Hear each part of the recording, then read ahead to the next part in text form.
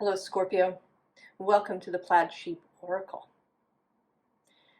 So this reading is actually a little bit practical, as the readings haven't really been.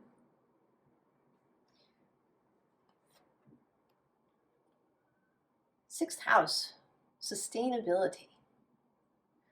So the sixth house is all about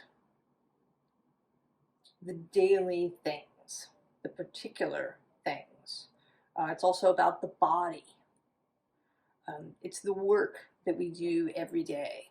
So not just work as in livelihood, but the way that we take care of our house, our home, the way that we interact with our families, the care that we take of our body, the food that we eat on a regular basis, how we see this whole process. It's our health.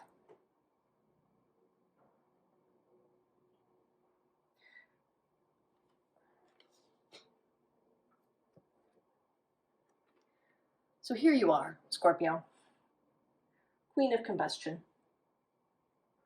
If you aren't here yet, I actually have a sense that maybe you aren't, that this is coming. Because right below it is this 10 of combustion.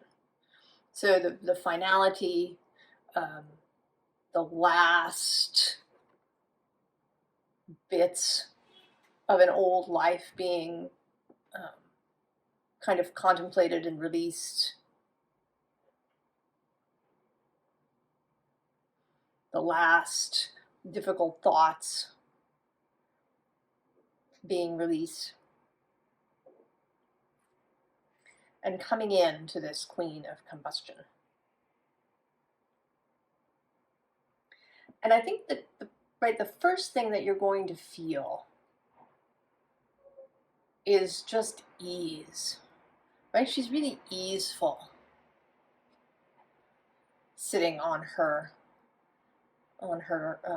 sofa there, relaxed.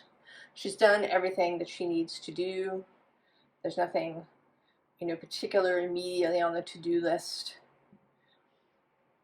She can relax.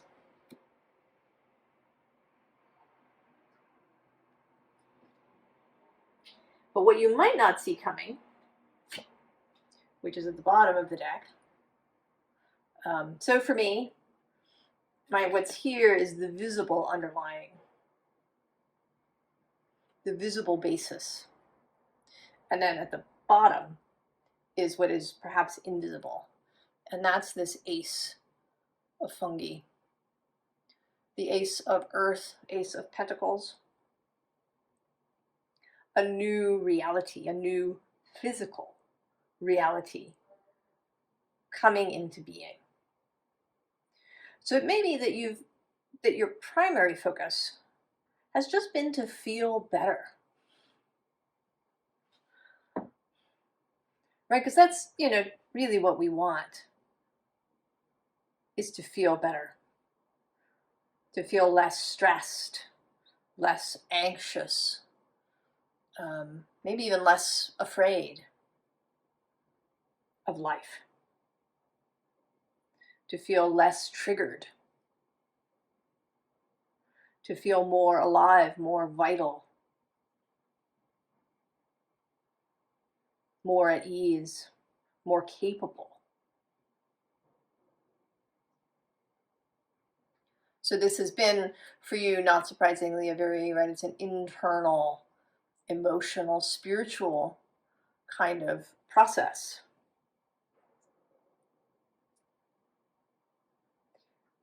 But the result of this, right, because nothing happens in a vacuum, is that there's going to be a new reality. Things are going to change in your physical life.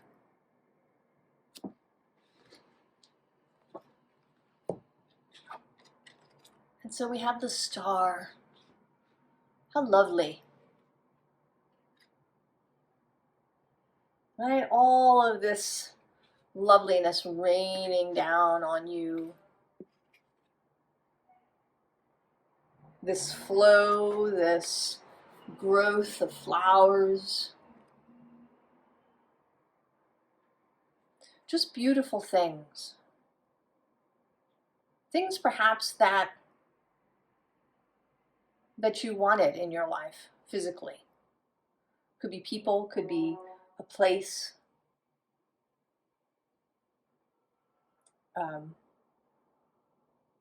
Right? Maybe you had some, vision of your home. And maybe you've had it since you were a child. And perhaps it wasn't something that you focused on,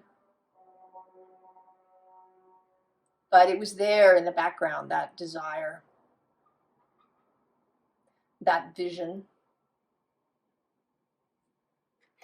And now that you have found this, internal ease, it's going to ripple out. And so we have the Two of Combustion, the Two of Wands, and these two feel, very mischievous to me, right? They've got a plan that they are concocting together. And this may, right, have been happening beneath your awareness. Or you may have been aware of it, but it just wasn't a priority. Right? The priority was to sort of get your emotional and mental self into a better place. And any kind of plans for, a business or a house or a move or a family or whatever it is, were sort of on the back burner.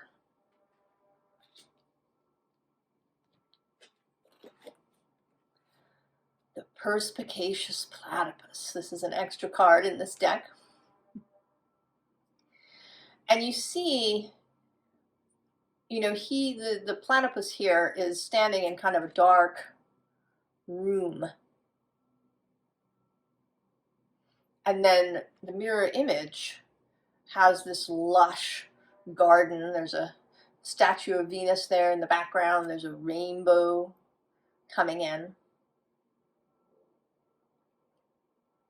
So the dream becoming reality, right? That you are coming to the point where you can step through the looking glass and into that garden.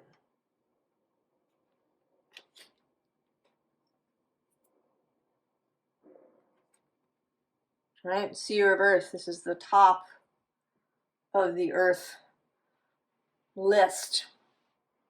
All right, we started with Ace. We had the Ace of Earth. Now we have this Seer of Earth sitting in the King's position. The totality. And with the Six of Wands underneath, there's a victorious aspect to this. This rising energy.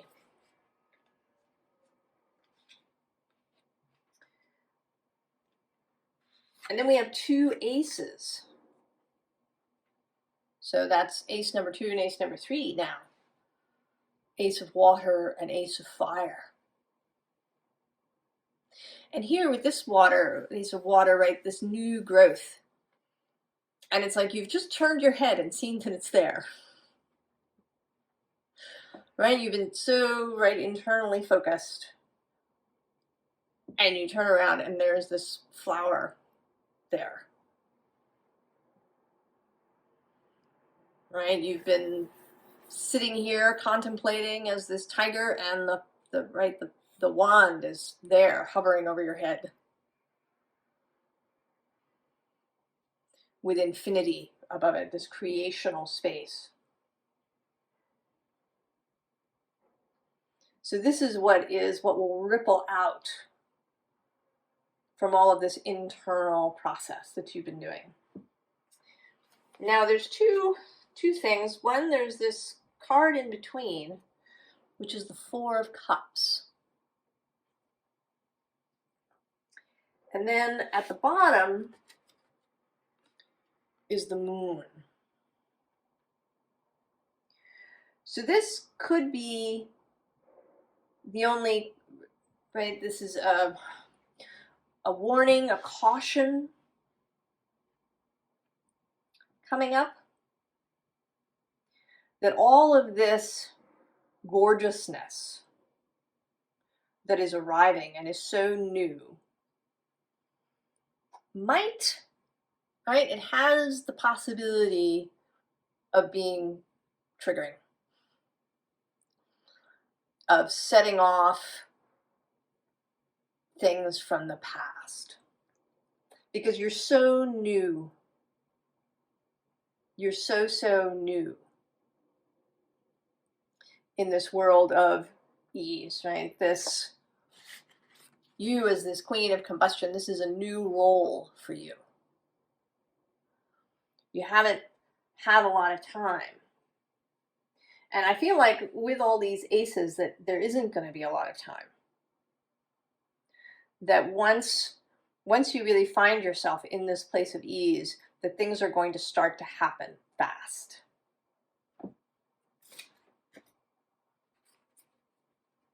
So this 6th house sustainability is about sustaining this ease that you found in your life when all of this new sudden energy starts to roll in. Because it can feel, right, it's a lot of energy. It's a high sensation. And that can feel a little scary to the human animal self. Especially if previous high sensation was unpleasant. And you haven't really gotten used to gorgeous high sensation. So it may initially sort of feel, with this 5 of air, right, a little bit difficult, a little challenging, a little, you may be inclined to some anxiety.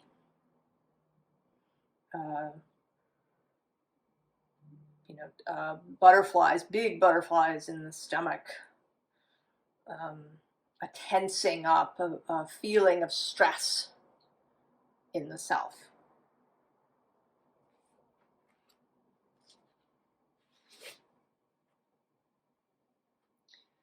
And this messenger of air on the bottom wants to say that you are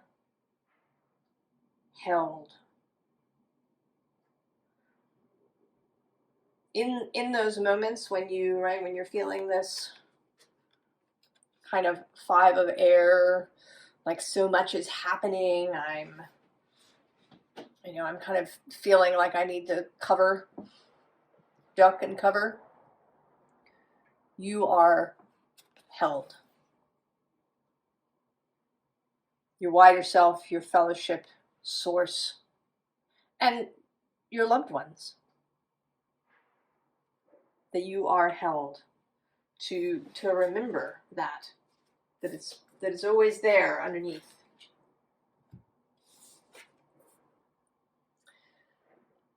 And so another thing to hold is this wheel of life. Right? There's all of the things, but you're not required, to hold all of the things at once. There's a lot of energy coming, but you are in charge of yourself. You can set some boundaries around this. Right? We can have boundaries even with the non-physical world. Right? It makes me think of Liz Gilbert's TED Talk, where she talks about Tom Waits. And he's driving in a car, and he has this melody comes into his head, and it's haunting, it's beautiful. And he feels this anxiety that he's felt many times before. Right? What if he can't catch it? What if he loses it? It's so beautiful. And then something happens. And he says out loud, sort of gesturing up towards the sky, "Hey, can't you see I'm driving?" You know, come if you want me to write this song, come back when I'm, you know, in my studio, when I'm able to do this and not just randomly in the road. So we are not at the mercy of these things. We have options. We have our own will. We have our own energy, our own vibration. So we can set some boundaries around, you know, when spiritual information comes in.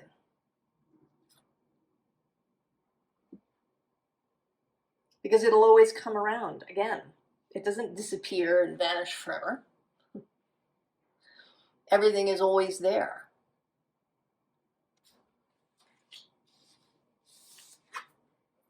And then with the Seven of Water, the gathering with others.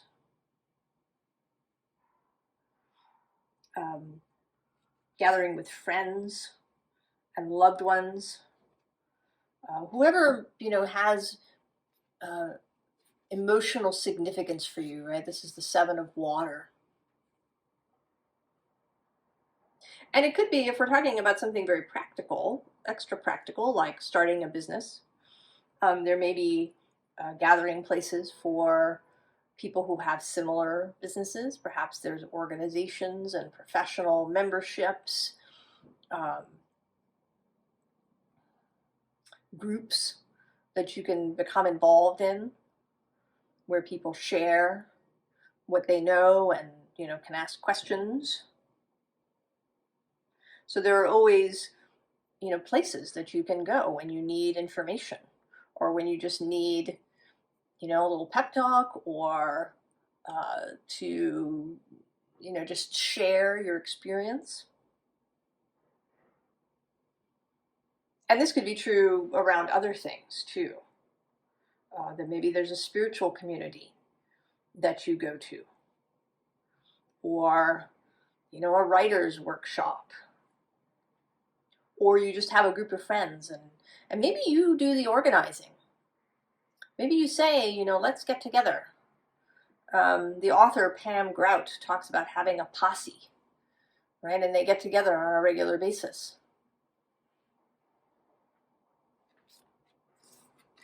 So gathering with your people. And then with this Nine of Fire, really enjoying everything that is coming into fruit and flower. Really reveling in it and not feeling like you have to kind of hold or contain it all. That the energy and what comes in can be shared. So you are not required to hold everything. It's sort of passing by you and through you.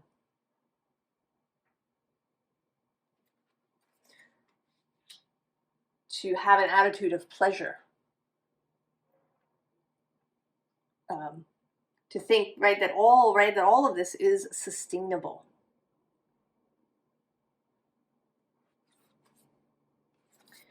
So then we have partnership, I think, right, confirming this idea of looking for support.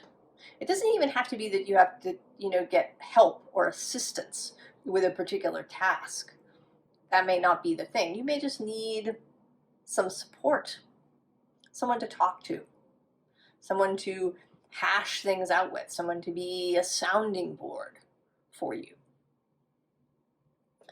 Someone to be, you know, somewhere where you go to just have a different energy.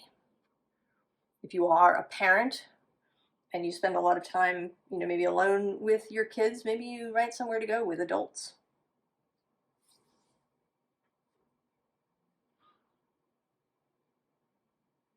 Or someone who gets you away from your desk for lunch.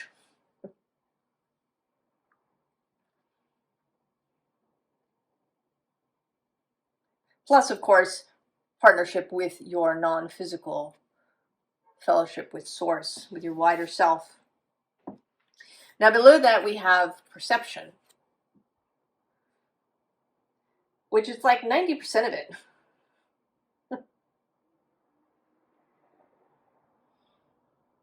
Right, there's that saying that's, right, success is, right, 10% inspiration and 90% perspiration. Is it? Does it have to be? Maybe it could be 50-50. Right, work smarter, not harder. Work in energetic alignment rather than in misalignment.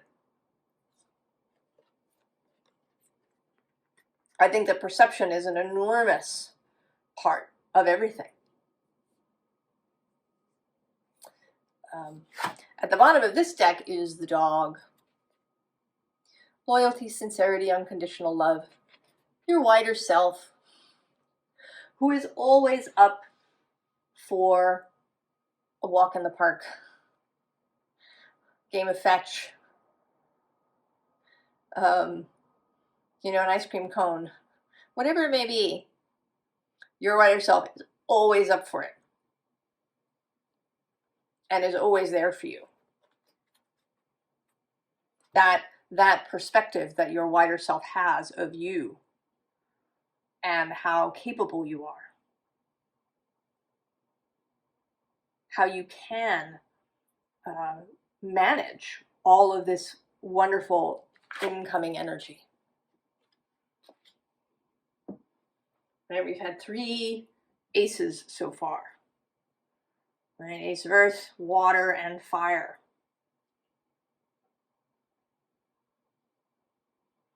Right, I think the Ace of Air is not here because you kind of already had that. Right, that's what led you into this process. The understanding for how to bring yourself into greater ease in your life.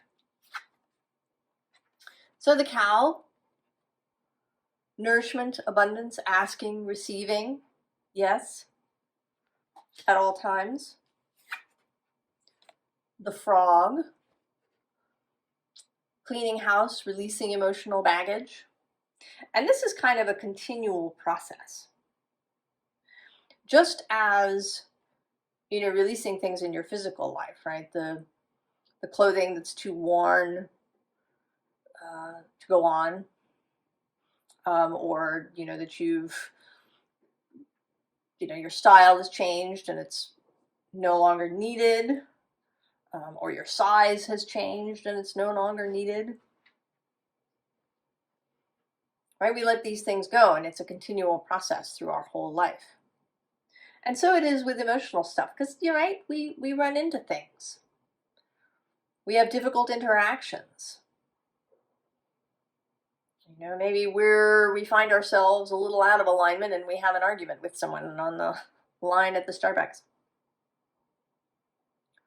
Or, you know, we're a little discombobulated in the morning and we just miss our train. Right? There's stuff that's going to come up and you don't want to carry it with you. We're in a continual process. Right? This is another aspect of the sustainability. These things that we do on a daily basis. And none of this has to be rigid. It doesn't have to be some sort of system where you do things at exactly the same moment throughout the day. It can totally be a flow. And, you know, doing perhaps a practice, if that's what you need, to release some emotional gack that you get after an argument with someone.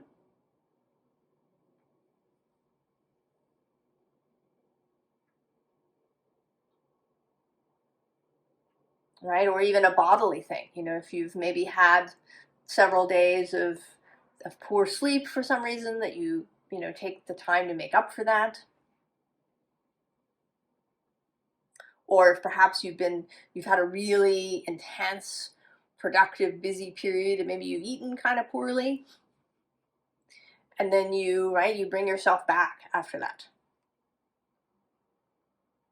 So that none of this is tight. That none of it is clenching or stressed. This is just right. Things come up in life, but you don't have to hold on to them. You can continually do 6th house, continually do the process of cleansing and releasing and rebalancing. And then wealth. A reminder that this is all here, that you have wealth on many fronts. Monetary, emotional, informational.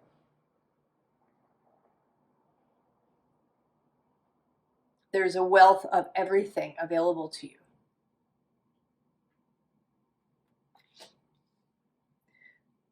I usually do a reading a day, but today I think I'm going to do your reading, Scorpio and Taurus, which will come out tomorrow. And that seems, I don't know, we're going to see if there's some synchrony or relationship between the two readings. I don't know.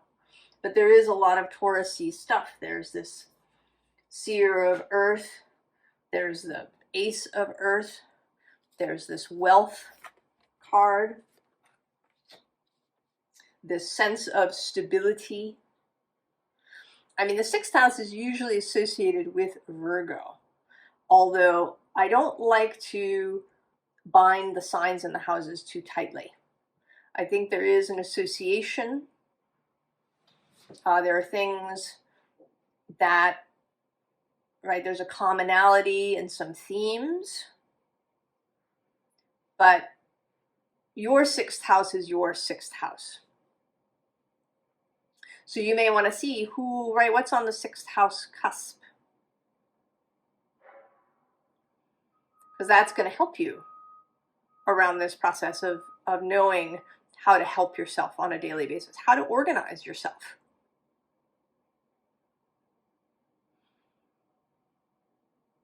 You know, if you have Capricorn at the 6th house, you may be really good at all of the physical systems, at having, you know, your resources really in order, at, you know, having the shopping list and the meals planned and the projects all lined up in a beautiful checklist. But you may be less good at the emotional care that you need to take on a daily basis, the emotional nourishment, spiritual nourishment.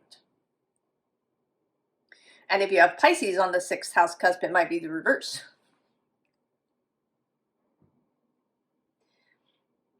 That you're great at keeping your, you know, and knowing how to get yourself into spiritual and emotional alignment, but, you know, some of your physical life may need attention.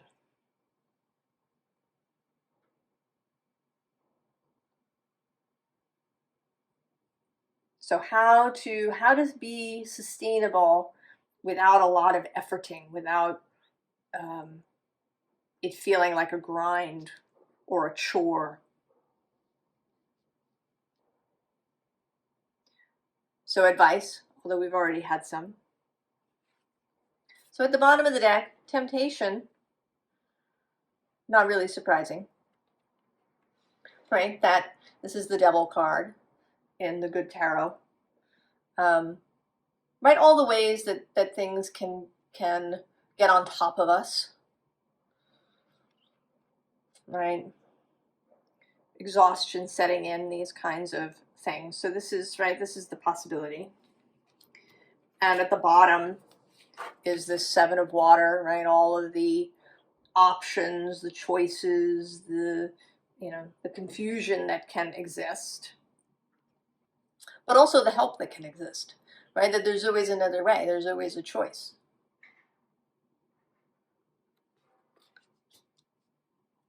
And under temptation, ace number 3, the Ace of Wands, the Ace of Fire appearing again. I have been noticing in the readings recently that tarot cards are repeating in the reading a lot. I think more than usual. I mean, it always has kind of happened occasionally, but now it's really standing out to me. So we've had 3 aces so far. Now the Ace of Wands is repeating again.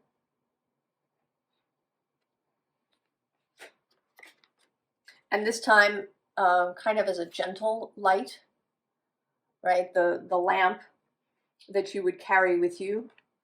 I'm sort of seeing it right in the Hermit card. Traditionally, the Hermit has a lamp. And we usually think of the star as being the star inside the Hermit's lamp. And so now I'm seeing this Ace of Fire as the Hermit's lamp, right? That is a little bit more Virgo energy, this idea of the Hermit, of keeping your own counsel. The Hermit is, generally speaking, somebody who has habits, right? Has rituals. They usually are in communion with their source in some way, right? That is their contact with others through source. So holding that fire, and that repeats here with, again, the Queen of Fire showing up again with, right, with her candle that's here at her heart.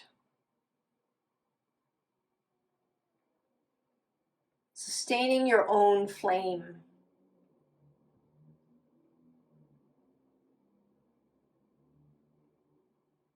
Keeping that, right, that's the most important thing,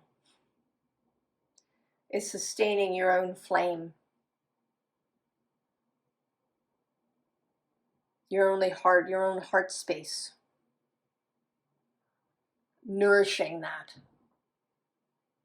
Keeping your eye on that.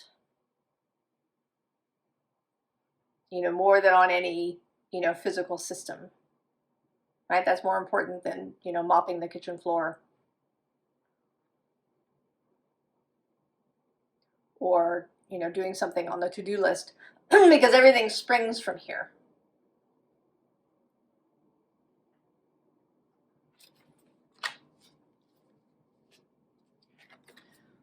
And then the Seven of Fire, which is all about, right, keeping the fun. Keeping the lightness. Right? This is a unicorn for you to ride into the starlit night. Right? Keeping that vision of the garden, keeping a sense of humor. Here with the platypus. Right? Not taking it all so seriously.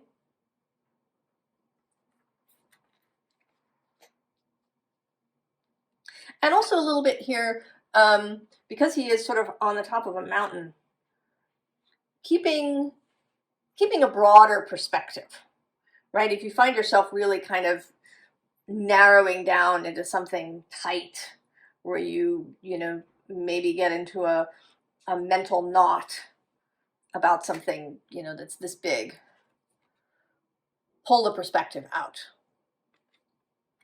Look at things from above. The Ace of Earth again. And this time in a very, you know, I see this stag as just kind of waiting for you to show up so that you can go running in the forest together. He has something, right, something to show you, something to share. This lightness of energy. And also a sense of leadership with the stag. You know, and I was reminded today, actually, I was listening to a different reading, and there was a mention of the fact that, right, stags lose their antlers once a year, and then they grow back. So more of this cyclical nature, right? The moon coming out at the bottom here, this notion that stuff goes in cycles. That there are periods when there is a lot of incoming energy, but that it's not forever. that then there'll be a quiet period or a fallow period, a period of introspection rather than action. And that we shed stuff all the time. We talk about, the snake shedding its skin. And the snake does that multiple times during its lifetime. So to become comfortable with that, with this releasing, cleansing, shedding, right, on a regular basis, right, cleaning house in all senses of that is part of how things are kept sustainable. And also, right, that active and fallow period that people talk about in farming, that is a sustainable practice so that the soil regenerates. And then the last card of advice is the Six of Air. Be ready to move. Be flexible in your thinking and in how you move through your day. I genuinely think that the advice here is to not try to create some master system for everything. To remain flexible, especially here in the beginning, because you're just learning, right? You're just getting used to this Queen of Fire self that you have now. You're getting used to this new garden that you're going to step into. So don't tie yourself down, box yourself in. Be fluid and flexible, especially in your mind and how you think about things, and in accepting new information as it comes in. I'm excited for you, Scorpio. I hope that this is a wonderful new period that you're entering into, that all sorts of new wonderful things show up for you. And I wish you the very, very best. And I'll see you next time. So long, Scorpio.